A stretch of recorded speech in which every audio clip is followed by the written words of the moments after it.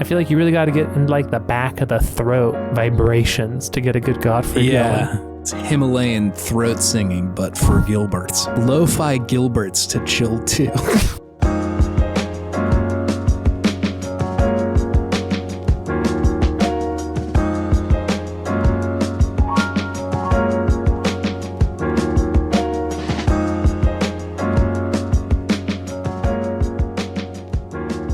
Welcome to Video Game Podtimism. It's the Optimists video game variety show where two best friends talk about the wonderful world of gaming.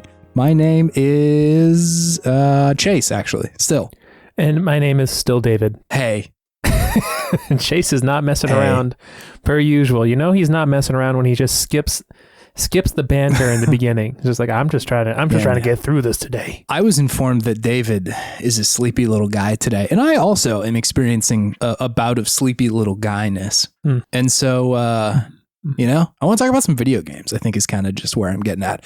Actually, I got some thoughts about video games this week, man. These things are still really good. Does any of it concern like Chris Pratt or Jack Black or Charlie Day? Big Mario thoughts. No, I haven't seen the Mario movie yet. Have you seen the Mario movie? I have not. I've heard mixed things. Yeah. I from people who like play video games, they're like, it was fun. So like, I'm kind of willing to do that. I'm thinking about going in my DK costume though. Whoa. I'm thinking about going to the movie theater in the DK costume. You're going to be the coolest 6-year-old there. I hope nobody asks my age. I mean, I don't think anyone will ask your age, but I think you might have someone come up to you and be like, oh, where's your kid? Yeah. Where's Diddy Kong? Still working on that one. Not quite. Still working on it. Now, did I fully support you going in your DK costume? That'd be pretty sweet. Yeah. Just own it. Hey, video games? You got any of those? We were texting each other and I said, I got some games this week. And you said, I do too. I do. I do too. I'm really interested because it's been, we recorded on a weird schedule last week and it feels like it's been a long time. I only have 2 games for you, but like, man, I've been sitting on these. You're going to go deep on these games, it sounds like. I think so, yeah. Going deep on games. That's also a tagline for this pod. Cool. Yeah, nice. You have no idea how to respond to that. Anyways, okay. I've been playing video games, if that's what you've been trying to ask me. Yeah, it is. I want to hear about it, man. Yeah, so I beat Dark Souls Remastered. It's done. Round of applause, everybody. Thank you. Really great work from David over here. Thank you. Yeah, I made my way through. I think I said I beat Sif. Sif was no problem. Sif was a silly little wolf. Took him out real quick. Yeah. He's a necessary boss because you need the ring that he drops to get into the abyss to fight the abyss walkers or the abyss kings or whatever they were, who were a little bit more annoying. So beat them, beat Nito, and anyways, the bed of chaos. That one was a little wild, but I appreciate like how all of these bosses they're all trying to do something a little bit different. They're not just, hey, here's the big bad guy and just beat him up. There's like, oh, with the bed of chaos, you have to go and hit the certain areas to bring down the defenses and have to kind of dodge to make sure you don't fall into the fucking pit. Dude, I fell into that pit so many times trying to fight the bed of chaos. I fell into the pit way too many times and it was a little upsetting for me. But that's Dark Souls, baby. That's just the way it goes. Yeah, it is. Nito was a good, great fun time when he shoots his big old sword out of the ground at you as you run away from all of his skeletons. Loved that. Yeah, pretty cool. Nito was a tough one for me, especially because just that run back. I do not like the not being able to see part was tough for me in this game, especially in that portion. But I persevered and I made it through. I found the shortcuts and I made it real nice and easy. Yeah. Also, they make you start with like a quarter to half less health when you fight Nito because you have to do that big old drop in. That's just mean. That's just mean, Miyazaki. Cruel. What's going on there, man? That's just cruel. And the 4 kings where just whack them as fast as possible. There's little whack-a-moles. Yeah. Just kill them before the next one spawns. And then that led me to Gwyn, Lord of Cinder, who I one-shotted, baby. What? Yeah. Ow. First time through. Got him. What the fuck? That's a very David way to end Dark Souls 1, if I will say. It was a battle of attrition, I will tell you that. There were many times I was down to like, maybe just a couple hit points, but I just... Oh, I'm sorry. That's still an achievement, beating him on your first time. I thought you walked in there and hit him once to kill him. It's like, excuse me? That would be pretty amazing. Sorry, I should have clarified. In my sleep deprived state right now, I should have been more clear. I did not kill him in one hit. Yeah. I killed him in one attempt. Still, that's pretty impressive. He like really kicked my ass for a while. I was motivated by the fact that I didn't want to have to go through all of those dark nights again to get to him. Yeah, that's fair. Still, that's impressive. Were you just like parrying him, or like what was your deal there? I was just dodging, rolling poke. I had a big old spear at the time. I was using Ornstein's spear, so I was really able to space him pretty well, despite his large sword that he had. I had an equally large spear, which made it equal in that regard of pokiness. So it worked out favorably for me. Yeah. And then as in a classic Soulsborne way, I had no idea what ending I was doing, and then just I linked the fire again. Apparently you could do something else, but I linked the fire. I went to the bonfire and said X. I pressed X. Yeah. You did the thing that you've been doing the whole game. Yes. And I beat it. And then promptly started Dark Souls 3. Oh, wow. Okay, let's go. I'm doing 3 because I heard that this is more of a direct sequel to number 1, and 2 is kind of like its own thing. It's definitely the way to play them if you're like interested in going from one right to the other. I think there's something to be said for 2. Like it's still a really good game, but if you're like in the mood for more of what 1 was doing, then 3 is a pretty good follow-up for that. Yeah, because Dark Souls 3 came out after Bloodborne, right? Yes. Yeah. It's interesting. I can feel that the game wants me to play a little bit more aggro than Dark Souls 1. Dark Souls 1 was very much space and poke and dodge and block. Very methodical and parry every once in a while. Whereas this one is, okay, you got to kind of get up in them every once in a while. Otherwise, it's just not going to work out. They have these just like big sweeping AoE attacks, and they just destroy you if you try to space them. You got to get up close. And I'm playing a pyromancer, which is fun. I've never really played a spellcaster in any of these games before. And I love that the pyromancers in this one are just, they're fire boys, but then they just have big old hunky strength as well. They really can whack you with their little axe that they have, which is great. So I beat Vort of the Boreal Valley, got past the first boss. Is that the very first dude? Yeah, he's like the ice dog, armor dog thing.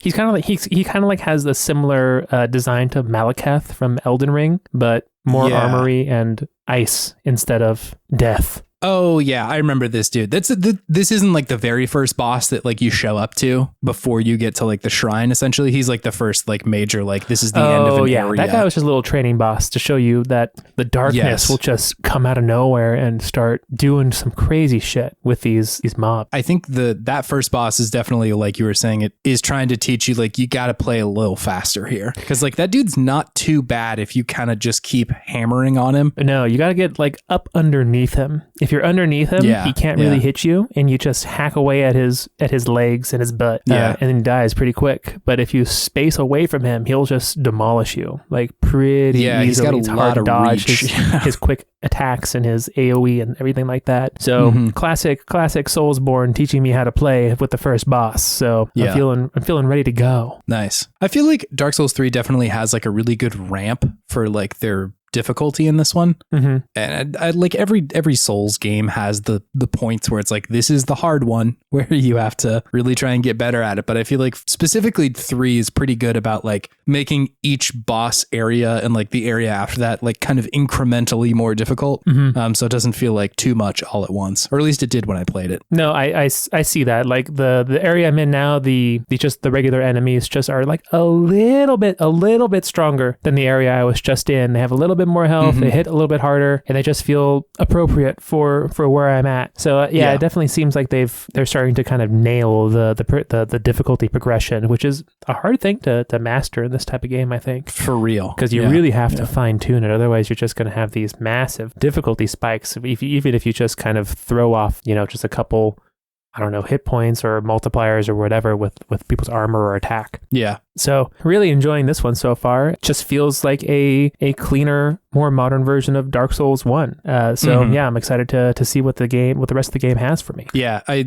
mean, what is there else to say about this game? It's really good. Yeah, I'm sure it's been talked about ad nauseum on so many podcasts, so I won't spend too much more time on it. So that leads me to the next game I played, which was Devil May Cry 5, which I beat. I beat it. Oh my God. Wow. Yeah, I told you, I was playing some games this weekend. Yeah. I really enjoyed this game. This is just a classic style of game that is just reveling in the fact that it is able to do completely absurd and off the wall, crazy, zany things in this world that they've created. Like they're just clearly having fun with the property. They're not trying to make something overly serious or intense. Like, I got some nunchucks, and then I did a montage of me doing Bruce Lee noises with nunchucks for like a solid 30 seconds. I got a cool hat that lets me shoot red orbs, which are the power-up currency in the game. And then when you get that, you do like a Michael Jackson interlude for a good 30 seconds as Dante. He just goes around like moonwalking and grabbing his crotch, and just, it's like the camera angles are just zooming in around all over the place. He's got a spotlight on him. It's crazy. It's great. It's just fun. Yeah. But then I was also surprised by it at the end, in that it's also joining the ever-growing list of kind of classic franchises that are trying to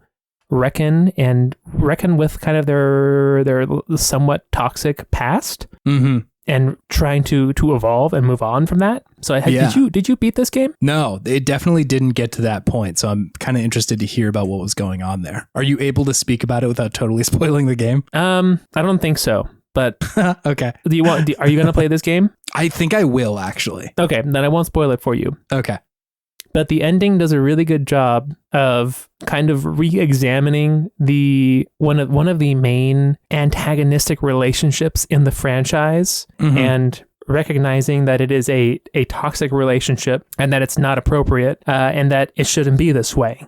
So it does a pretty nice job, at least in as much as Devil May Cry can do when a game where you moonwalk with a Michael Jackson hat on can be serious about reckoning with its past. And so I thought it did an interesting job with that. It seems like it really wants to move on to bigger and better things, and change kind of the direction and the tone of the franchise in a more silly but positive tone, I think, is kind of what they're going for, which I'm all for. So yeah, I think it really impressed me at the end of the game. Actually, I was not expecting this at all. I was expecting more of the same, of just, rehashing this epic battle and fight between these people, and then just, having it end in a cliffhanger, and then just redoing it the next game. Right. But they really kind of turned that on its head and said, no, we're not going to do this again. That's old. That's not a good relationship to model to people, I think was kind of the subtext of it as well. And it's just not a healthy thing to have in the real world, or even to have in a game. So sure. Yeah. I enjoyed that quite a bit. I was pleasantly surprised by the maturity of Devil May Cry 5 in that moment, but it was great. Yeah. And I think that you would really enjoy this game because it definitely encourages multiple playthroughs, where you can just get the craziest combos and multipliers, and you can have all your new weapons that you unlock during the game, and you just do all these crazy things, and just all the different characters play so differently but so smoothly and so enjoyably.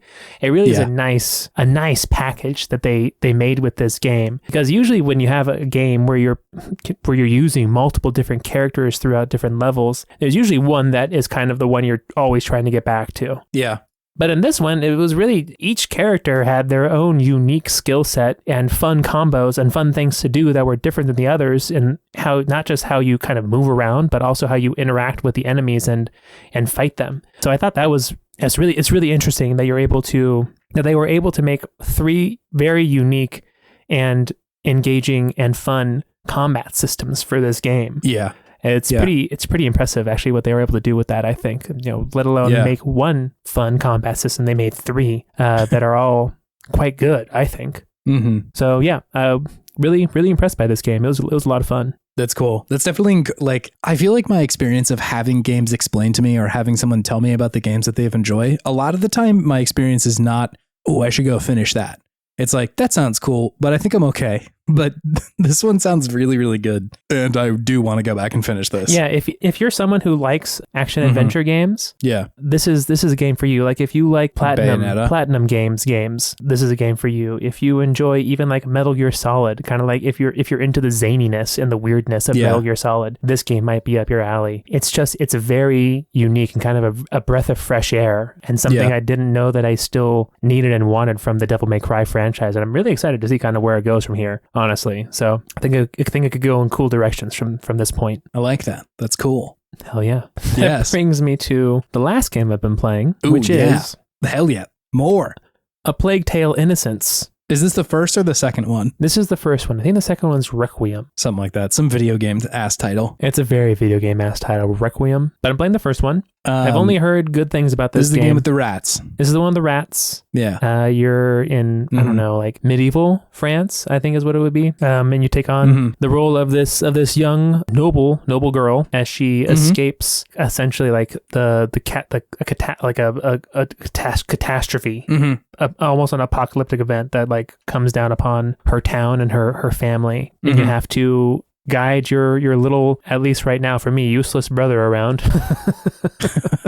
who's just kind of sickly, and he's 5, he's having a hard go of it, sure, yeah, and just trying to navigate this world. But something I really that struck me playing this game is kind of how gentle and nice they are with the 5-year-old boy in these very stressful situations. Like, that's nice.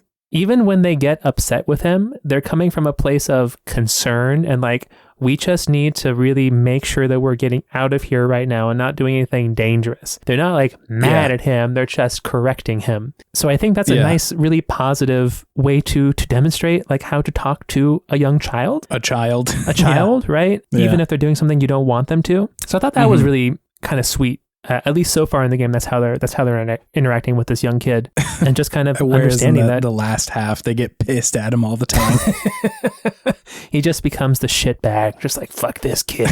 I'm tired of dragging him around, and he never feels it. It tries to go out of the way to not make him necessarily feel like a burden, but more of just like a responsibility, which I think is an important distinction to make when you have a game like this, which, probably it seems like so far that one of the main elements of the game is going to be, a constant kind of escort mission, which are always been a very maligned mission in most games, and they made a whole game out of it. So I think they're doing. I'm curious to see how if it's able to stay kind of this positive experience and not feel burdensome, but more just kind of adding to the tension and heightening the action of the game. Because, like I said, he feels more like a responsibility and something that you're taking care of, as opposed to something that's dragging you down, right? Yeah. So I'm curious to see if it maintains that for the rest of the game. I hope it does. And from what I've read on the internet, it seems like it does. Most people have a very positive attitude towards this game. So I'm curious to see where it goes. Although it does kind of trigger my anxiety quite a bit, because it is so much of a sneaking game. And now I have this child that I have to tell to either follow me or run across like behind an enemy while I then come towards him afterwards, and just sneaking in general in games kind of stresses me out, and this game's a lot of sneaking, so we'll see if I stay on it, but I'm impressed so far. It's fun. I've heard good stuff about it. I've heard the pacing is really good in this, and like the length of the game overall isn't terrible. I think it's like 10 hours or something like that. It's on Game Pass, right? It is. This one, nice. Actually, I think the new one is on Game Pass. This one's on the PlayStation Network Plus exclusive, whatever it is. I don't even know. They need a better branding for that. They have 3 tiers, and I have no idea what the difference is between them, because they all sound the damn same to me. Yeah. I don't know what to call it. It's on one of them. I think it's probably the middle tier, I would think. But I don't know. Maybe. But it's fun. I'm enjoying it so far. Yeah. I'm curious to see where it goes story-wise, because there's definitely kind of some insinuation that the boy is going to be important for this plague that is taking over the world, and that he maybe has there might be some sort of supernatural component to it as well, which I'm always kind of a sucker for. Yeah. It's just kind of one of those tropes that always grabs me in a silly way, which I enjoy. But yeah, and that's all that I've been playing. What have you been playing, Chase? Wow, there's a lot of good games. There's some good stuff in there, David. I got some hot ones this week. I was into my gaming selection this week. It was a delectable smorgasbord of many different tasty morsels. Plus your beating of Dark Souls. That's an achievement. I feel like that is only rivaled by your playthrough of Divinity, as far as like how often it's been coming up. That's fair. It's been a while that I've been playing through Dark Souls and in the mire of the swamps. Yeah. But this is a game that's been hanging over my head since high school, when I got it off Gamefly, shout out Gamefly, and promptly returned it because it just kicked my ass too hard. And I'm I'm not a grown enough man to play this game yet. Yeah. I wasn't ready. I wasn't ready in high school, but I'm ready now. And it's a lot of fun. Well, like I said, I have 2 games for you. I'm ready. The first of which is a game called Persona 4 Golden. Wait. Oh, Persona 5 is the one you've played the ever-loving heck out of, right? Persona 5 is the one that I'm the most familiar with. Yes. Gotcha. I have played Persona 5. I really liked Persona 5. I think I've played it 1.5 times. I played through essentially half of it the first time I got it. And then when Royal came out, I was like, no, I want to do the whole thing, and then did that. And then, yeah, it was great. I really liked it. However, I was really worried about going back and playing 4 just because it came out so long ago that I was worried a lot of the quality of life stuff wouldn't be there.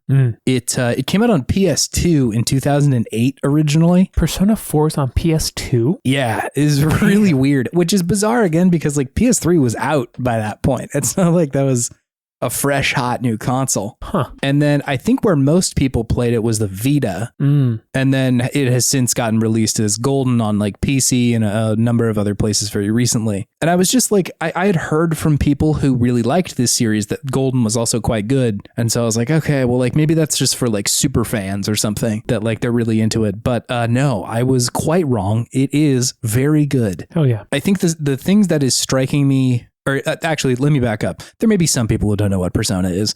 Persona 4 is a RPG where, and I guess if I'm speaking about the series as a whole, it's sort of a supernatural kind of magical realism thing where there are usually high school kids who are able to cross into another world that exists alongside their own. And that place is being affected in some way or another by the real world and vice versa, right? So in 5, the conceit is that these high school kids are able to change people's hearts by stealing something from this otherworldly conception of their twisted desires, right? And so you can go change bad guys' mind about being bad, which is neat. I really liked that. And in this one, it is a little bit differently in that there is this other world, and I'm not quite far enough into it to know exactly what it is, but you get to it by entering into a TV. You cross through through a TV and get to this other place that is a kind of a mirror version of the town that you're in. And the initial plot of this game is that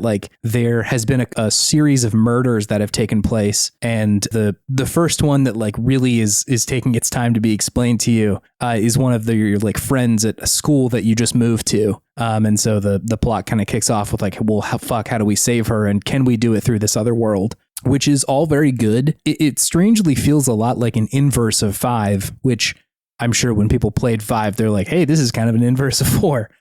Where in 5, you move from a small town to a big city. It's essentially Tokyo or something. Whereas in this one, you move from a big city into a very small town. And almost immediately the people in your classroom are kind of endeared to you. There's not really that stage of hey, it's the new kid. What's this loser doing here? It's just there's no bullying, you're saying. Not really, not in the way that's kind of typical for that trope of a kid moving to a new grade or a new school. It's mostly just hey, here's some people that are hey, come hang out with us, come see what's going on, and you essentially get pulled into this larger plot, which is cool. I think the plot of 5, while I really like it and still really identify with it, it can feel a little meandering sometimes of we have fixed this one thing and now we're waiting for kind of the next big problem to show up, which isn't bad. It makes it feel episodic, right? Of going from one thing to this next thing to this next thing. And eventually it, connects up. But in 4, because it's got this backdrop of these serial murders that are happening, it to me has a lot more driving force of trying to figure out who's doing this and why. There's serial murders. Yes, and in the very beginning of the game, 2 people get murdered very quickly within quick succession. Wow, which is it's wild, right? It's very. I think that is a more driving plot than, or a more forceful driver of plot than hey, we've got this superpower now. What are we going to do with it? I think that's still cool, but for me personally, I'm having a hard time putting it down because I'm just come on, give me more.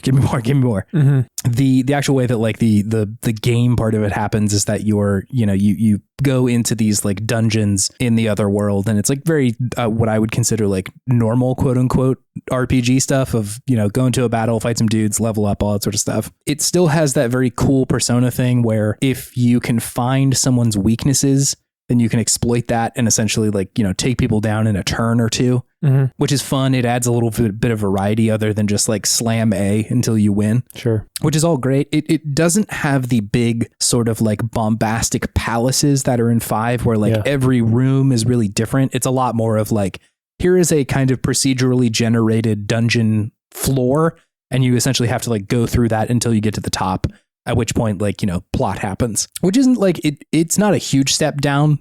And especially because like those dungeon levels I'm usually doing in like a single in-game day. And so like it doesn't feel like it's taking a long time. And I think one of the draws of this game, and definitely what I'm feeling during this playthrough, is like the social link stuff is still really intact here. Like the game has an in-game clock where you're essentially running through, day by day. And if you're not doing the dungeon stuff, then you can choose to like go into town and hang out with one of your friends, or like go to the ramen place and eat a big bowl of ramen to see if you can finish it and up your like diligence stat or something like that. Diligence for eating a big bowl of ramen. Yeah. I love that. It's really incredible. And it just sort of walks you through these like steps of a day in a way that's still really fun. I think that 5 took a long time to get to the point where it just let you off the reins. Like for months, Morgana is like, hey, it's time to go to bed, dude. You don't get to do anything right now. Whereas 4 is a lot more just like, yeah, go do whatever now. You can save your friend if you want to, but you can also go to the shrine and meet a fox. So I'm really, really enjoying it. I think per usual, the strongest part of these games are its characters. And I'm just really endeared to this cast. I think they're all really great, and I like spending time with them. I would put my life on the line for Nanako. You're like, I guess, cousin. You move in with like your uncle in the beginning of the game, who's like a detective who's also investigating these murders, which is neat. But he has a daughter named Nanako, who's just like so sweet and so nice. And, at this point in the game, I'm not really clear what happened to her mom, but it's clear she's not in the picture. God, it's just, there's like a segment of the game where she starts like asking you, like, do you have any siblings? Like, can you be like my big brother? And then starts calling you big bro whenever you like hang out with her. Whoa. Which is just, oh man, it's really pulling on my heartstrings, man.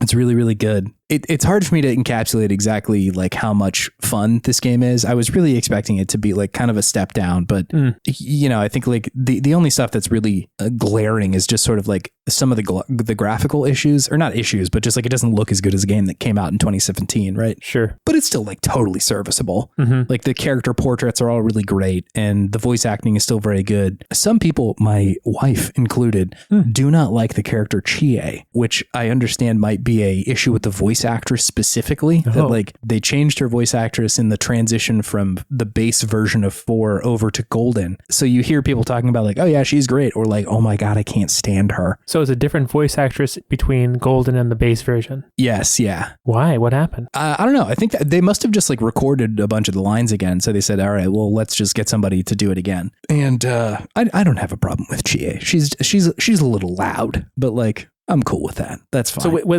what's bad about the voice? What do people not like? She can be a little grating, like pretty like Gilbert Gottfried. Yeah, she sounds just like Gilbert when she's delivering her lines. Man, God, it's a shame Gilbert has gone to the great beyond, because what I wouldn't do for a Persona 4 voiceover by Gilbert. We've been invoking his name recently, and I just need to throw out an RIP in there. He was a real one. Yeah, truly. I would do a lot for the Godfrey cut of Persona 4.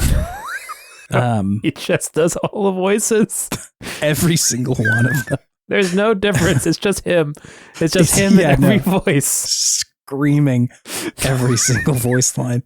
Oh my God. Oh man. Damn. That's a gold mine right there. I think something else that I really appreciate about the game is that like most, at least up to this point that I'm in, most of the dungeons they're built around people that you know. Like they're the like conceptualization of someone that you have met, or that someone that you're friends with, or like will be in your party eventually. Sure. And the ending boss of that is always this like kind of mirror shadow version of themselves. And what I think is really cool about it is that it's proposing that like by rejecting a certain part of yourself, you are doing harm to yourself and others. And that like taking care of that part of yourself is like an important part of like self-actualization in a way. Whoa, what a message. I know. Yeah, it's really good. I will say that there's a couple of missteps in there, or at least it feels like to me a misstep, which I'll get to in a second. But for the first couple of people, it's really cool to see them like confront this part of themselves where they're initially adamant that is not who they are. And this like shadow version of themselves is like kind of taunting them, you know, with like these inner thoughts that they, you know, don't want to let out in a certain sense. The one of the first dungeons you do in earnest is this for this person called Yukiko, and her dungeon is a lot based around this like kind of she's the daughter of a person who runs like a very famous inn in town, and that person's like, hey, you're gonna take over this inn once you like are ready. And a lot of her dungeon is based around these ideas of like, I don't want to do that at my base desire. I just want somebody to take care of me, and like I don't want to have to deal with any of this essentially. And so like a lot of it is you know based around like, oh, can't some fucking guy just come sweep me off my feet and take me away from all this? And like I think initially there's a read of that of like kind of being a little bit misogynistic of like, don't women just want husbands? Yeah. But like I think it ends up being culminating in a way that's more significant, where it's just like her almost fantasizing about like, just get me the fuck out of here, which is cool. I think it more speaks to her desire to drop all this and not be involved more than just like, I want a husband or whatever. Sure. Which is, I think, really cool. And like, not to get pretty woo-woo in therapy about it, but like when we were doing our like group therapy stuff in SAC for a while there with all of our friends and shit, something that they talked about in this like the kind of model that we were modeling the group therapy after is that like oftentimes someone's like best part of them is also connected to something that can be twisted and make the like their expression of selves like kind of painful, right?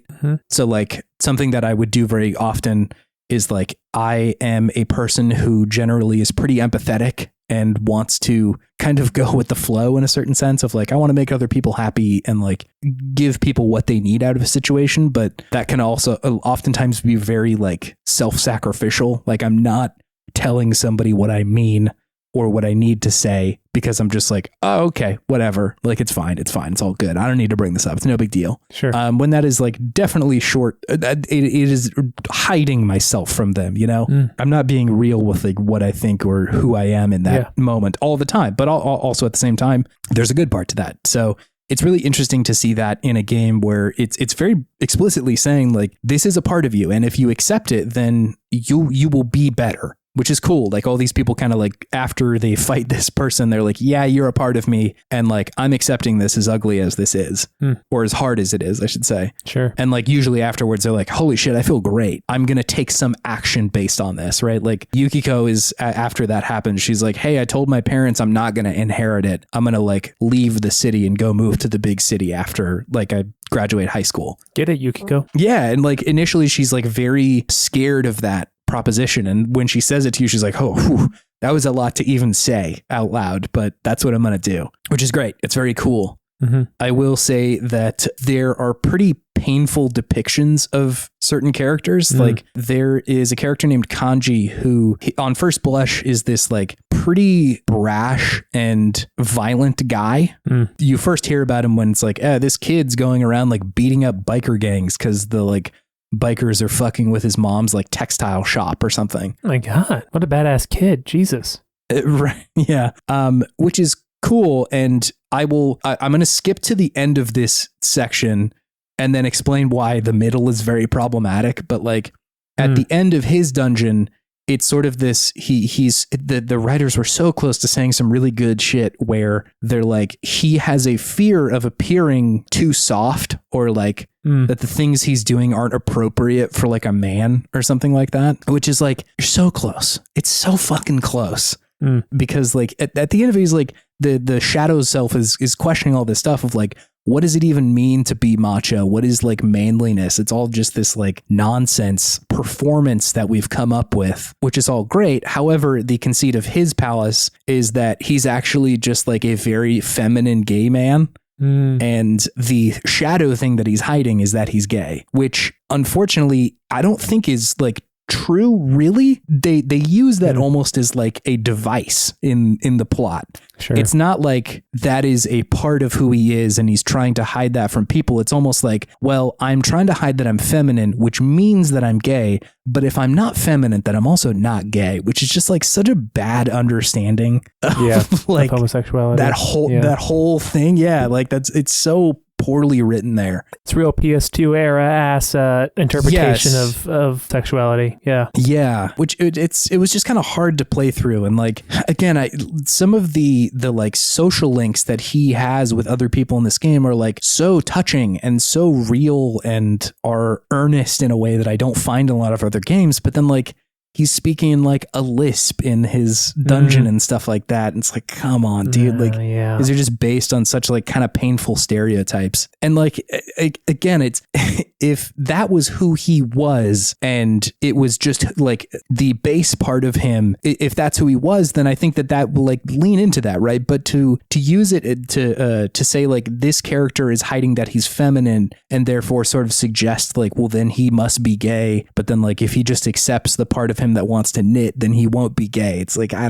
that's not good. Doesn't feel great. Is it explicitly saying that he's gay or that he's just effeminate? I mean, like most of that dungeon is like, oh, I need to find like a man who's gonna like, figure me out right. And there's also this other character that I think is also kind of a tough read a little bit later, named Naoto. I haven't played through their part yet, who are like gender-wise kind of ambiguous when you first meet them. And Kanji is like interested in them maybe, but it's like very unclear about what's going on there. And the implication from a lot of people is like, oh, he must be gay because Naoto is like male presenting in certain portions of the game. Mm-hmm. And so like, yeah, I think just like the game itself is it expects you to think that like he's going after dating men. And so like I said, I am not the most well equipped to talk about this. Obviously, like I'm a cishet dude, so like there are people much more qualified than I am. But even still, it was kind of painful in that part. In an otherwise like really great game with really good characters, I'm pretty glad to be through that portion of the game. Sure, so that I can kind of just like continue onward and have Kanji like just be in my party now. Yeah, kind of take your critical eye off of it and just be like, okay, I'm just gonna enjoy you for the character you are now. Yeah, and I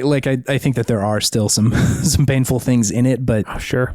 Just that being like the main focus point of the game for a second was like, oh man, I can't wait until this is done. Mm-hmm. But I still think overall, like I really like the game, and I think that those low moments don't outweigh the heart that the game has in pretty much everywhere else. And so like it, you kind of have to take it with both parts here, but I don't know. I hope the Persona 6 is like a little bit more sensitive to this stuff. Was 5 not? 5 was okay. It like, there were still like parts of it that were like, I wouldn't say as explicitly painful in its depictions, but like, I think there were jokes in it where just like, oh, he must be gay is like the joke in certain scenes. Right. And I would say that those are pretty minor plot points, not where it's a pretty big one in this one, but there are points where that's kind of the butt of the joke, which doesn't feel great. Also, you can't like date the same sex in Persona 5. Like, come on, man. Just like let everybody do it. It's fine. Like I don't think you really need to even write it that differently because you're just becoming closer to all these people. It's just sort of at the end of the social links where it's like, are we dating? Are we going to kiss now? That like, you can just let them do that. You can just write that into the game too. Maybe they'll have Sonic in the next game so you can finally know if Sonic is a good kiss or chase. That would be my dream, man. Just like put it to bed. This mystery once and for all. Anyway, I'm really enjoying this game. I am excited to play the rest of it, which I'm sure that I will. It's just got me in its hooks. Mm-hmm. The power of just like revisiting the same location over and over and over again really endears me in this game. Like going back to the same house, the same school over and over. Like it's surprising to me that more games don't do that. Mm-hmm. And maybe because it would seem like repetitive, but like it really does a lot for me to like go to the same classroom every day. It feels like these places are like lived in and are familiar by the time that you're done with it, which feels like school. It's really good. A little bit. Yeah. And feels like home, right? Like there are parts of it that are like, I'm here all the time. I know this place. Anyway, I am also the other game that I'm playing is this game called Anodyne 2. What is this? Yeah, I had not heard of this game until very recently. I had like seen some screenshots on like the Switch store. I'm always just kind of floating around the Switch store like, what kind of gremlin games you got in there for me? Sure. And I'd seen it a while ago, and it sort of has this like retro PS1 aesthetic, and I was like, that's pretty cool, but like the pitch of the game didn't really capture me initially. I think this one came out in like 2018, 2017, something like that. Initial release date was 2019, so a couple of years ago now, but I hadn't really gotten pulled in. However, I was listening to the Press Start podcast, and Tori and Noah had asked their guests from another good podcast called Girl Mode that had asked their guest Willa and Robin like what their top 5 games were. And most of them I was kind of nodding along with like, yeah, Nier Automata, I like that, yada, yada, yada. Like most of these games, like whenever I'm listening to someone's top 5 games, most of them I have at least played or understand, right? Sure. If somebody says their favorite game is Myst, I don't think I'm going to be returning to Myst anytime soon, but I understand the implication there. That wasn't any of theirs, but yeah, still. However, Robin had mentioned that Anodyne 2 was one of her favorite games. And I'd never heard of it. And I was like, okay, I'll bite. I want to see what's going on in there. Because that's quite a statement, right? Sure. Among all the games, like this one, top 5. Like, all right. Yeah. Big for talk. Something that I've never heard of. I consider myself fairly informed about like what games even exist. And this one was, I'd literally never heard of it. And she'd also mentioned that Nier Automata was up there, which I'm like, okay. Now we're talking. Something she'd mentioned on that podcast was that it is pretty hard to describe what this game is. And in my hubris, my pride, I was like, no way. I'll figure it out. I'll figure out a way to do it. No, in fact, it is incredibly difficult to describe what this fucking game is. Okay, let's hear it. Yeah, so like starting from the top, just like at its base form, it is a kind of 3D adventure game. You can think about games like Spyro or kind of like Crash or I guess a little bit of Jack. Like a platformer. Jack and Daxter in there. It's a platformer, yeah. At least like sort of control wise, that's what it's doing. It very much looks like an N64 or like a PS1 game visually. Sure. Pretty lo-fi graphics. However, the thing that it introduces very early is that you can also shrink down into nanoscale and go and clean someone's dust that has come onto their person. So like if you shrink down into this very tiny form, you can like go into somebody and clean this like thing that they call dust off of them. You go into somebody or onto somebody? It's unclear. Exactly.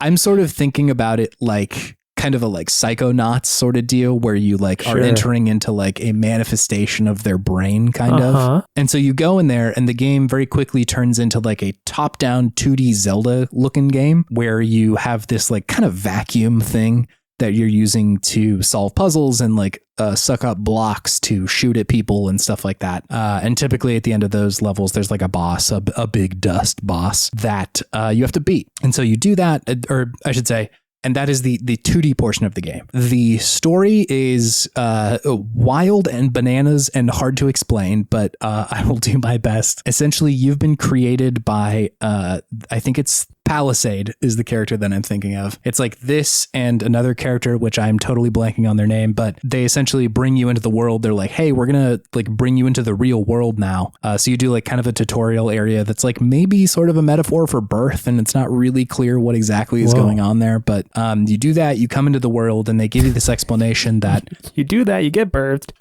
You get birth, yada, yada, yada. Anyway, you like come into this world and they explain that you have been built or created as a way to defend this thing called the center, which is like maybe God, maybe the like the center of the universe or something like that. It's not exactly clear, but they have clearly based like some kind of religious or like worship around this, and you are supposed to be defending it from the encroachment of the dust. They don't give you a clear definition of what the dust is initially. It's just like this kind of invasive enemy that is coming to kill everybody. And they make it clear that it's like very dangerous. So there's that. And your first couple missions are just like go out into the land, THELAND. It's all one word, but it's just the name of like the area that they live in, and go like clean dust from the people who live here.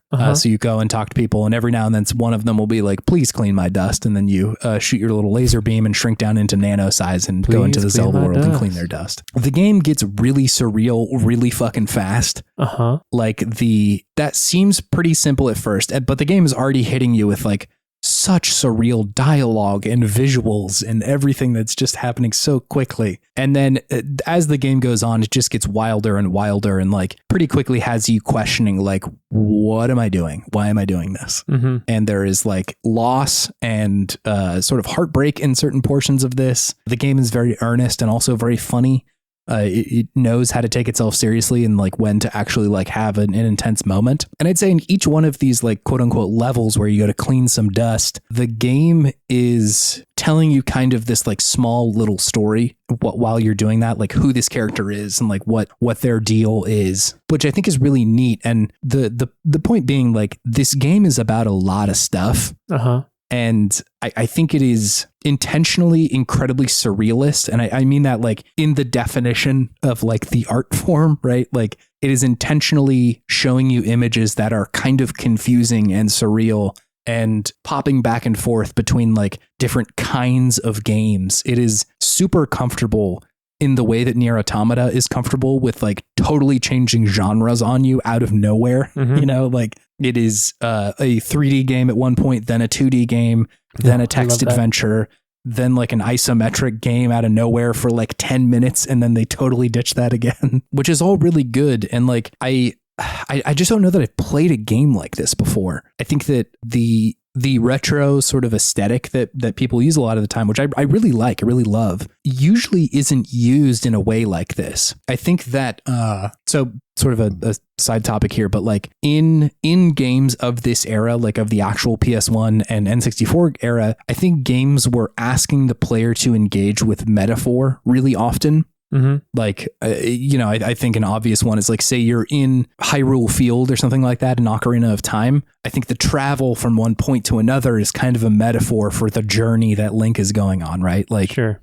I don't think you're supposed to take it literally that Hyrule Field is like 20 yards from Kakariko Forest, like it's right. It's not that close if you were to actually like try and conceptualize this place, but it's being used as a metaphor, or like just in the visual language, right? Like if you are looking at Snake's face in MGS1, it's like he doesn't have eyeballs. He's just got sort of like shadows underneath his headband, right? And so it's asking you like, you should fill in the gaps with what is probably there. Mm-hmm. He's a feeling more than anything. Yeah, like you don't need to take this literally.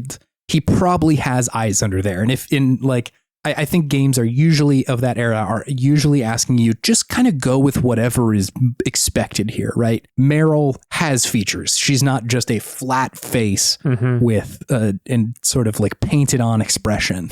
It is supposed to be a stand-in, and your brain is supposed to fill all that stuff in. Yeah, which is fine, right? Like that was a limitation of the era of, we don't have very many pixels. We can't render this in a perfect simulation of what is going on here. Mm-hmm. But I think that by intentionally making the graphical style like that, and also showing you these like surreal, bizarre images and stories and game mechanics and shit like that, this game is intentionally, I think, trying to ask you to decompose those metaphors a little bit and ask like, what am I doing here? What is this supposed to like represent? Is my travel from this place to another supposed to be like kind of mythical, or am I supposed to take this literally? Like, what is this character's story trying to tell me?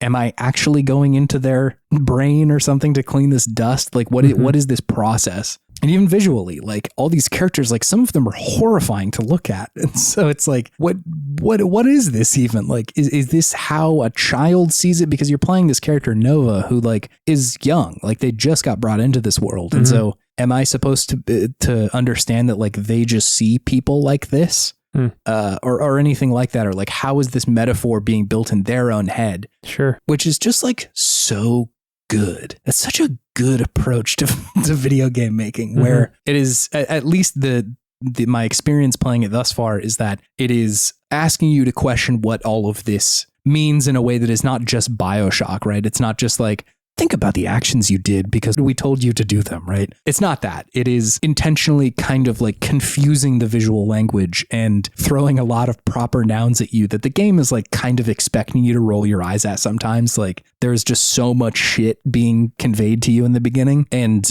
I know that is intentional, that they're doing that, because like when the game actually has something that it needs you to pay attention to, it is very clear about like, hey, here's this thing. Sorry if that's too much at once. Let me summarize it for you, what you need to do to like get to the next point in this video game. And so when they're being kind of complicated, I think that is them cueing the player into like, this is intentional. These things are on purpose, how like wild some of the story is, which is just, I love that. That's very good. And so in the same way that like the surrealist artist movement was, a lot of it is asking the person who is viewing this piece of art, like, what do you think about this? What does this draw out of you, right? Like, it is not necessarily like, look how fucking cool this painting looks of Mrs. Mona Lisa, you know, like, look at how good we've gotten at painting. It is, let me show you some kind of strange, bizarre shit. And where does your brain fill in the gaps here? What is it? What sort of emotion is it drawing out of you? Sure. And by leaving gaps, it allows you to do that. And I think this game is doing that too, where there's so much shit in here that this game could be about. It's just kind of about like what lands for you. What is the thing that is sticking out to you? Because it just can be interpreted in so many ways because it's so bizarre and so strange. And like, again, not in the like Xavier Renegade Angel way where it's like just so out there and wild and like intentionally trying to confuse you. I think this one is kind of like, yes, this world is bizarre and strange, but like we're trying to bring you along here. Which, it's great. I think like when I'm looking at what I think this game is about, for me, what lands is like these stories about like death and loss. And I think the importance of trying to lean into the acceptance of that and face it without like, when doing that with grace rather than like with this like distraction or this trying to like, you know, make yourself immortal or anything like that. Sure. But that is one interpretation. I could totally see if something else like really lands for you, how it would be like, oh, well, I see this other thing in this game. So do you think the game is trying to have a clear message, or do you think the message is that it's trying to just be interpretable in many different ways and just letting the player kind of have their own unique experience with it? I think the latter there. I think it is asking the player to reflect on the game. And that is the message that you are left with, right? Like it is saying that there's a lot of stuff happening in here and we're throwing a lot against the wall, and certain portions of this game may stand out to you more than others, or like your own interpretation of what these like visual or mechanical metaphors that they're using actually mean. Like what they're actually saying could be different to somebody else. And I think that that's like the important part of this game. Like in a similar way that Nier Automata is, right? Like there's a lot of shit going on in Nier. And I'd say that one is a little bit more concise towards the end, right? I think there's some specific stuff that it is saying about like cycles of violence and whatnot, but I think this game is a little bit more interpretable. And I should say I haven't beat it, so it may like totally crystallize at the 11th hour. Sure. But I think just like the breaking down of what does it mean to use the PS1 era aesthetics intentionally in this way is so cool and like really pushes that genre in a direction that I haven't seen literally anybody else do. It's usually either a way to induce feelings of horror, which I think work really great. I think that's really good. You love those. I sure do. But I haven't seen it a lot in the way where it is asking, like, deconstruct what you actually think is happening here. And kind of go back to when you were a child or something, first seeing video games. And like how your brain played with those images and like what you read about that sort of stuff before it became this idea of, I know exactly what's happening because these metaphors have been built up in my head over and over and over again, right? Like I understand that the little triangle on the front of Link's face is his nose. But what if that wasn't the assumption? What if it wasn't just the clearest interpretation? What if there were other parts of it that you could kind of look at and be like, what does that fucking mean? Why are they showing me this? It's really good. I really, really like this game. I think that I have no idea if this would land in my top 5, but I can absolutely understand how this could be in somebody's top 5. Thought-provoking. Yes. I'm just thinking the whole time I'm playing it and feeling too. It's a very good, like, thinking. There's just a lot of stuff going on. I'm thinking and feeling. I'm experiencing a wide variety of human emotions. Experiencing the human condition. It's great. I am totally into this game. I'm thrilled to beat it and see kind of what it has to say at the end of this. I just think it's so unique and so rare. And like, even if parts of it are bizarre and clunky and like The 3D world is oftentimes strange and doesn't control particularly well, but like it's cool. And I think that kind of adds to it. Mm-hmm. Like, what does it mean that your character can turn into a fucking car sometimes? I don't know. Is that supposed to be literal? It's Transformers now. Yeah. It's the Michael Bay tie-in that we've all been waiting for.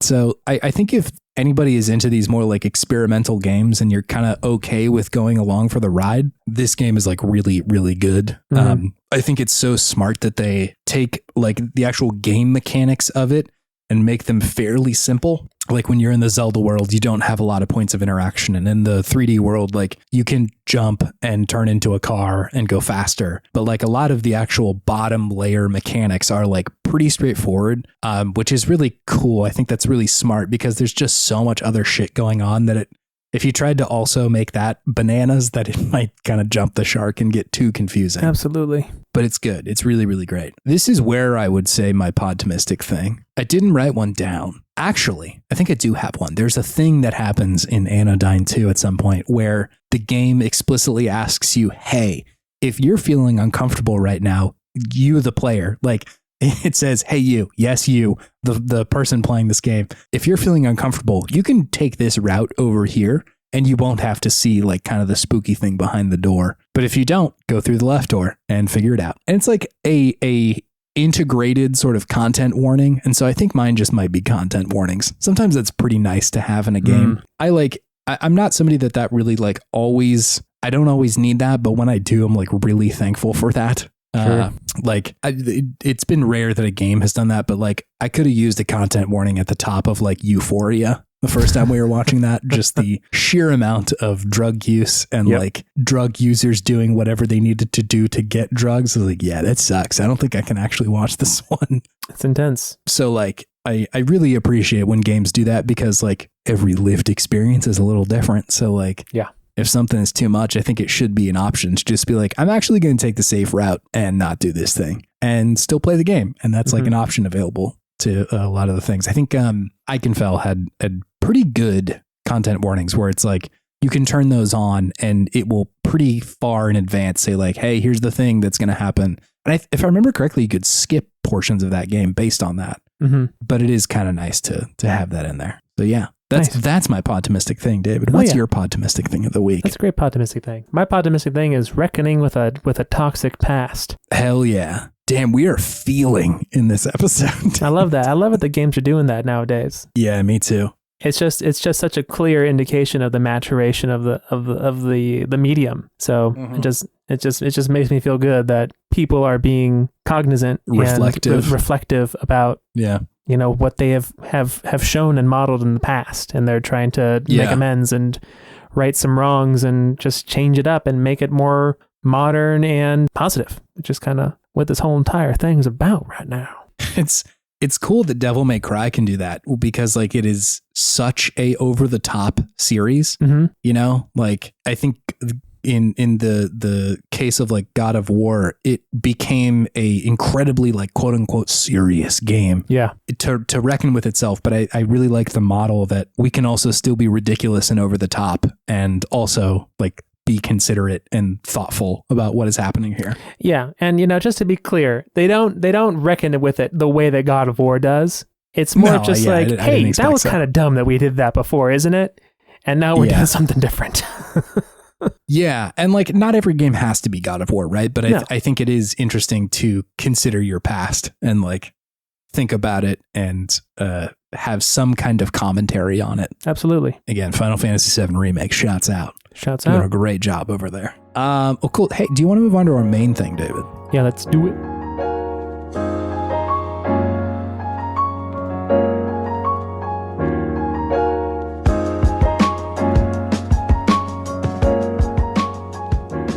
Hey, it's Good Games, the segment where we talk about the okayest games of yesteryear and gush all the things that we love about them. Lucy Lawless. Lucy Lawless specifically is what we're going to be talking about this round. David had mentioned that you had played Xena Warrior Princess recently, or that in a recent episode, something reminded you of Xena Warrior Princess. Yes, a game I played when I was younger. And we said, why not do that?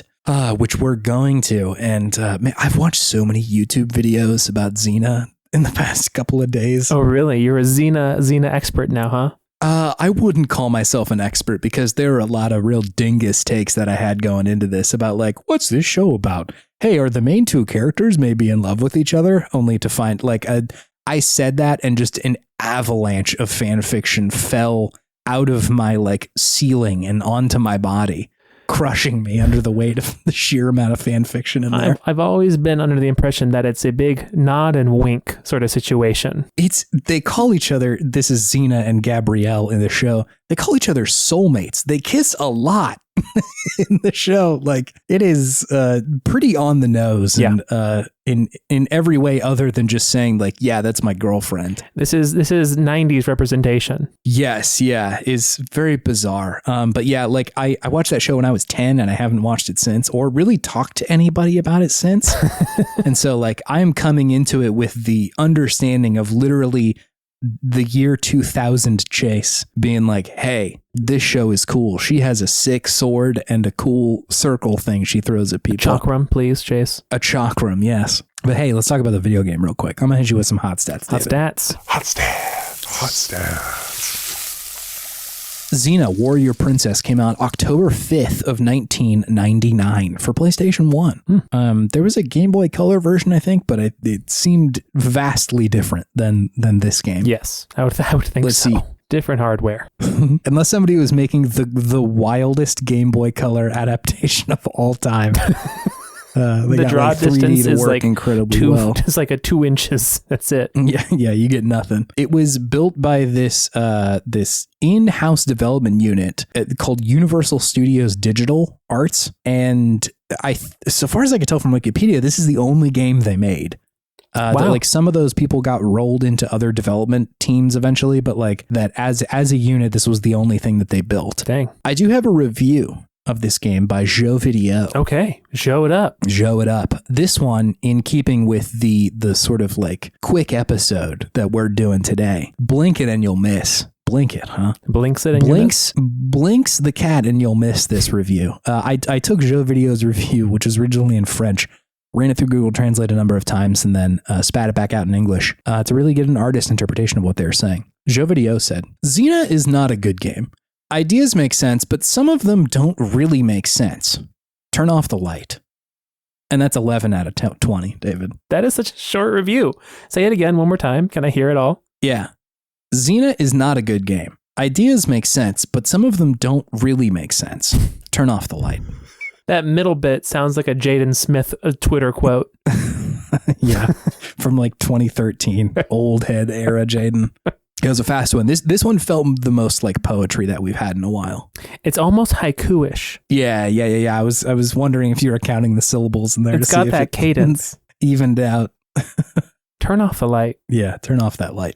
Hey, could you tell me what Xena Warrior Princess for PlayStation 1 is, David? Yeah, Xena Warrior Princess for PlayStation 1 is a third-person action-adventure video game with some platforming elements where you take the role of Xena, the warrior princess from the television show. You have a sword, you have feet to kick with, you have a chakram to throw and control through the air.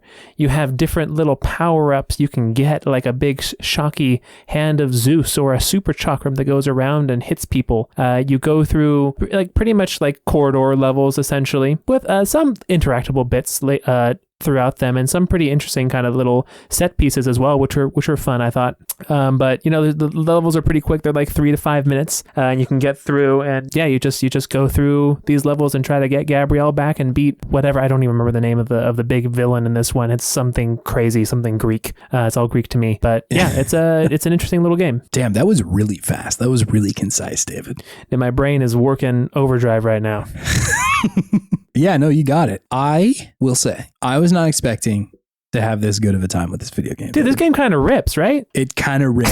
It's pretty fucking good. I was really impressed by it too. I had like read a bunch of reviews and people were kind of like, this shit sucks. And like, I think the review stuff seems like it got really caught up in the like era that it was in of like, we need everything to be pushing forward. And we've got these sort of like tentpole games that are the standard bearers for like what a good 3D action game is, but like it's still pretty fucking good. Like, look, it's no Metal Gear Solid, right? No, it definitely is not. But like, listen, not everything has to be compared to Dark Souls, but like combat felt a little Dark Soulsy. I thought the same thing. Like you don't have dodge or block, but you do essentially kind of have a roll button if you use it the right way. Because if you run and then press the kick button, you do like a little roly-poly thing. Yeah. And you know, the combat I thought was fun. You had to dodge attacks, kind of like not with a dodge button, but you had to get out of the way. So you're doing like kind of a lot of spacing with the enemies, and you could do some pretty fun things with the combat. You get her to do her ululations, her little Xena yell. That's great. She'll like start spinning around in a circle, just kicking people, or like with her blade going out, she's like a little whirling dervish Beyblade of terror, just going around smashing people up. It's great. It's good fun. It's good, clean family fun. I feel like it was like slow in the way that Dark Souls is kind of slow. Yeah. Like it asks you to kind of like, you need to approach these guys a little carefully. And like when there are more than 2 or 3 guys around you, that's like a bad situation. Like you need to leave and just sort of like fight them one at a time, because they're kind of predictable if you get them sort of separated away, which is good. Like it's definitely not as in depth as any Souls game, but like, no. I think the Souls games have opened my mind to not every game has to be so fast with its combat. That wasn't really true for me, at least like pre-2010 or something. Sure. I think I was pretty much just like, everything has to be like kind of a platinum game sort of thing. Sure. Button mashing and going nuts. Stylized, and that sort of stuff. crazy, wild combos. Yeah, but I like the approach of you need to be intentional with how you're fighting these people. Yeah. Also, like just the God damn, that chakra feels good to throw, man. Dude, that chakra is really good to throw. So good. It's strong as hell. So bizarre. It's like a one-hit kill whenever you use it, and it makes such a satisfying thunk when it hits people. Yes. And like the recoil, like the bounce back when it comes back to you after you hit something. Oh, it's really satisfying. Yeah, they like nailed it. For anybody who hasn't played this game, when you throw your little chakram, this like disc that has blades on it, it goes into like kind of a third-person view of the disc, and you control it like flying through the air. And so you can like kind of hit dudes who are farther away. I think the kind of like big gameplay thing that it asks you to do is, if there's anybody who has like a hostage, you have to throw the chakram at them to release the hostage without like hurting the person. Or if there's like an archer on a hill, you can throw it at them and get them that way too.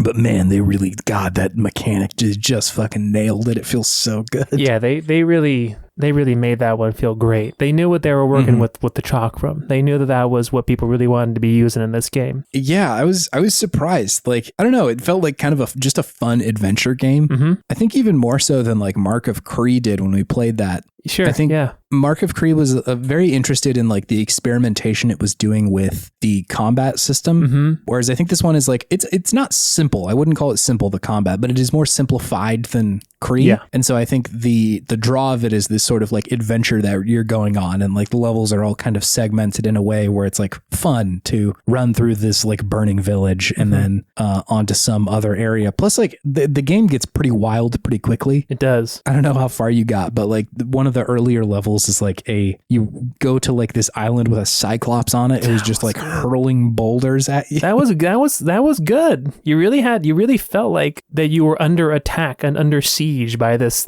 beast the whole time you were on that island. The boulders broke into a lot of pieces. The sound design was good. The world like shook when they hit. It was great. It was really good. Not to mention, I think it's that level or maybe one beyond that, but like you have to go up against it like this like troll or something. And the troll, you can't beat him, but he is very scared of bees. Yes. And so you have to like go hit like a beehive and then draw them over to him, at which point he'll like run and then like fall off a bridge or something like that. There's a crossroad and there's 2 signs, and one says like castle and the other one just says bees or beehive, right? So incredible. The in-game lore of like whoever's like, all right, I got to point out to everybody who comes to this point, the castle's over there, and then the fucking bees are over there. It's so good. Also, it was kind of funny really with some of the signs. Did you read some of them? I did. Yeah, they're all pretty good. One of the signs was like you're running into a burning village, and it says like no fires after 5 p.m. or something like that. Yeah, right. There was one at a castle where you're trying to infiltrate where there's a big old trebuchet firing at you, and it says like, "This is the castle. Any and all trespassers will be tortured and murdered. Have a nice day." And that's it. It's good. Which like, I think it's good that they do that because there is a sort of like playfulness about the humor in the show too. Oh, it's campy. It's campy as all get out. Yeah, very silly. And like there are serious parts of it, obviously, but like I think they have managed to capture a similar level of like, this is all fine. Everything's gonna work out for Xena. This shit's funny sometimes. It's good. I really like it. Did you watch the show very much as a kid? I watched it a bit. My family was pretty into it. Yeah. Didn't watch it all that much because I think I was still a little young for like the violence and the sexual undertones of the show. Me oh my, David. There is a lot in there. I was posting about this a little bit in the like Discord channel, and like everybody's like, dude, how the fuck did you not know about this? It's the most obvious thing. Yeah. So like I'd pulled up a bunch of YouTube videos today and like, yeah, it's incredibly obvious what is going on in there. Like the sexual undertones are just thick. Did you see the video of the two of them when they're like swimming in a pond together? And then Gabrielle goes underneath the water to like grab a fish, and Lucy Lawless is just looking at the camera, like making eyes and like raising her eyebrows as she's underneath the water. I did not see that. That one was so good. It was good. It's good. It's good. Yeah, it's very good. And just like for a moment, Lucy Lawless, man, just crushing it in this role. Oh yeah, so fun. Yeah, so good. Iconic character. It reminds me of the Simpsons episode where she's in it as Lucy Lawless, but everyone just calls her Xena. And at the end, it's like, I think it's Lisa is flying away in the sky with her. And she looks down and says, "I didn't know you could fly, Xena." And she goes, "I told you I'm not Xena. I'm Lucy Lawless." It's good. That's a good joke. Lucy Lawless is a superhero. Yeah, no, just like great stuff. Her performances, and like, I know we're not talking about specifically the game, but like, God, in the show, she's just so good. The like sheer amount of like bizarre facial expressions that she can conjure are just incredible. She has a very expressive face. Yeah, like really makes her feel like this like wild woman. Yeah, who's like a warrior. You know, they really tried to capture that in the game with mixed results. Sometimes it looked a little terrifying every now and then. Yeah, her like character model is pretty bizarre. I didn't look this up. I don't think it's her doing the voiceover, right? I don't know. I was wondering the same thing. I'm like, is this Lucy Lawless? Doesn't sound exactly like her, but yeah, she's not in like the cast of the IMDb page, so I suspect probably not. But she's doing a pretty good impersonation. I don't hate that at all. Yeah. No, it was a pretty enjoyable game, and I enjoyed the story too. The cutscenes were well done at the very least. It felt like a Xena, you know? Yeah, it did. Did you watch the like all the cutscenes on YouTube or anything like that? Yeah, I kind of sped through it, but yeah, I got a good gist of the game from that. There's a moment at the end of the game where Gabrielle comes up with the idea of a video game. Really? Can I play that for you? Yes. This is like after Xena saves her, and she's talking about like how she's going to like write down this story, like how best to capture this story. And this is what they say. Wouldn't it be great if I could find a way to tell a story that would totally immerse people? You know? Like they were experiencing it for real. Slaying dragons and fighting evil. Like they were actually doing it. Sort of like it was a game or something. Yeah, a game. Good job, now Gabrielle. That would be fun. There's a comet that goes across the screen at that very moment. I also like at the end, after she rescues Gabrielle, that they just have a moment of just kind of slapstick humor in the actual cutscene where she's like, "I'm gonna eat this snake," and then they do like a record scratch where Gabrielle's like, "Oh."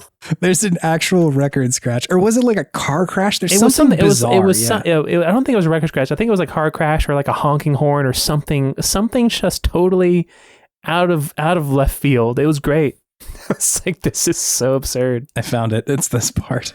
Are you all right? Oh, I'm fine. The just tires fine. screeching. If you don't count being held captive in this stinking place. She's like, "Am I all right? Let me tell you how fucking not all right I am, Xena." It's really good. That's so bizarre. Like, it could really only happen in an era where like games were just not being taken so seriously that you can put a literal tire screech in a game about like Roman era warriors. Mm-hmm. Oh damn! Should whoever makes Devil May Cry remake? Should Capcom remake a Xena game? Should the Devil May Cry team do a Xena game? Hey man, strike while the iron's hot, while Xena fever is still sweeping across the nation in 2023. Revive the Xena fever, the Zever. Hey, like the Zever. What's the name of the like inn or the bar in Skyrim? Is it the Winking Skeever? The Winking Zever? The Winking Zever. Yikes! This is a venereal disease, David. Oh, most definitely. Actually, I think Zever is the drug to treat Winking Skeever. Yeah, sure. Are you experiencing really weird hot flashes in the middle of the afternoon? Do you feel like you can go to the throat of the world and shout at the graybeards until you are also the Dragonborn? Do tire screech sound effects play before you start describing how you're feeling in this moment? Try Zever. It might cure your Winking Skeever. Or it might kill you. Or it might kill you. We don't know. This is Tamriel. We don't have very good medicine. We just shouted at some herbs and they did something and now we're just giving it to people.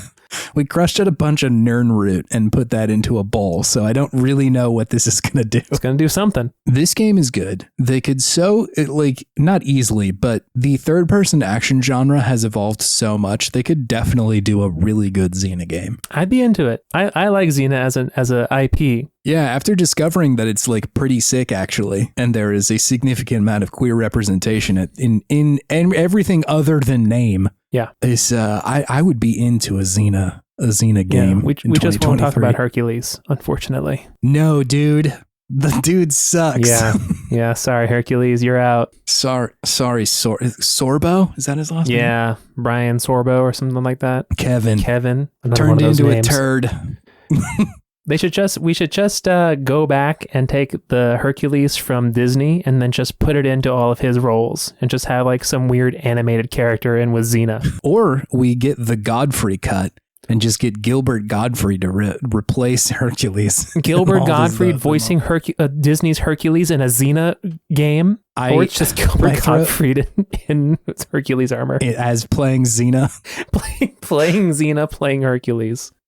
I think there is an okay Gilbert Gottfried in me somewhere, but I don't know where it is. I've been looking for a while. I feel like I've heard your attempts before, and they're not bad. They're not bad, but I wouldn't say it's at the top of my list. Also, like, I was shouting all weekend at this wedding that I was at, so like I think my Godfrey potential right now is pretty limited. My Gilbert meter is diminished. What's at the top of your list as far as impersonations go? You had a pretty good Revolver Ocelot. That's honestly not that far from a Gilbert Gottfried. Yeah. Hop, skip, and a jump to Gilbert. It's so much more nasally and high. Mm-hmm. It's in there somewhere. I'll work on it and get back to you. Okay. I'll think of some Metal Gear Solid things to say in Gilbert Gottfried's voice. You know, you did just talk about how you heard a lot of different snores over the weekend. So maybe channel some of those into your Gottfried. I feel like you really got to get in like the back of the throat vibrations to get a good Gottfried going.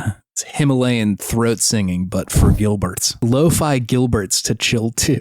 I'm falling down the Gilbert hole, man. The Gilbert hole. Whoa. Yeah. Anyway, this game owned, I think. I had a really good time with this one. No, I'm really happy we played this game. This is much better than I remember it being. Also, one other quick aside, I love that when she just walks, she walks like the goddamn Terminator. Yeah, no, just purpose. Nothing but murderous intent. Yeah, slowly, confidently, but obviously you cannot knock her down. She is just strong as a fucking mountain. No. Her kicks are also like as strong as her sword is.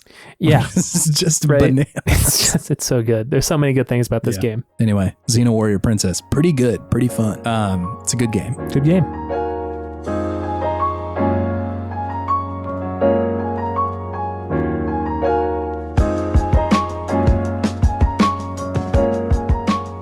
All right, everybody, if you want to check us out on the internet, you can go to podtimism.com. You can check out our old episodes. You can check out the podcast episode art that Chase so lovingly crafts every week. He is a master at the Photoshop, as they say. You can check out our socials as well from there. And of course, you can search to see past episodes we've done. You can search games that we have talked about or mentioned in other episodes. And you can, of course, suggest a game or anything else on our little website to, just see if we'll do something that you want us to do. Because this is a variety show after all. And we will play it. I promise. Yes, we will play it. We will get there eventually. If you really want to help us out, you can leave a review on Apple Podcasts or any other podcast app that you have or use. We really appreciate it. We read them all. They're great. They really make us feel good about ourselves. We appreciate it. And they help out the algorithm to help other people see the show. Get it going. Get it going. Get that algo going. Get that. Hey, what's that algo like? I knew it was going to happen. We were going in what that algo do direction. Huh?